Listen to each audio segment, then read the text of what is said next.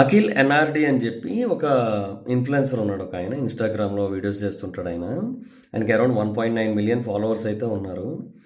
ఈయన స్టోరీ చాలా దారుణం, ఎందుకో చెప్తా. సో వన్స్ ఈ స్టోరీతో మీరు కనెక్ట్ అయినట్టయితే దీన్ని ఇద్దరు సేవ్ చేసుకోండి, లేదంటే షేర్ చేసుకోండి, మీ ఇష్టం ఏం చేస్తారో.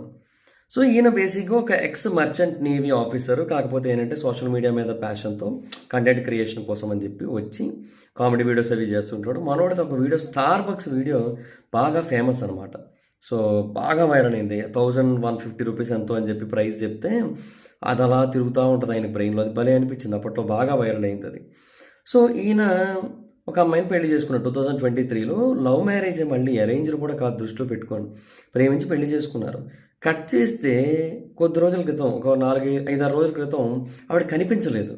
ఏమైంది, నా భార్య కనిపించట్లేదని చెప్పి వెళ్ళి పోలీస్ స్టేషన్లో కంప్లైంట్ ఫైల్ చేశాడు. ఫైల్ చేస్తే పోలీసులు సీసీటీవీ ఫుటేజ్ చెక్ చేస్తే తెలిసింది ఏంటంటే ఆవిడేం మిస్ అవ్వలేదు. ఆవిడే ఇంట్లో ఉన్న నగలు డబ్బు మొత్తం తీసుకొని ఉస్కో జంపు ఎవరితో వెళ్ళిపోయింది. ఆవిడ బేసిక్గా బస్సులో రెగ్యులర్గా ట్రావెల్ చేస్తున్నప్పుడు ఒక బస్సు కండక్టర్ కమ్ క్లీనర్తో పరిచయం అయితే ఏర్పడిందనమాట ఆమెకి. సో అతనితో వెళ్ళిపోయిందనమాట.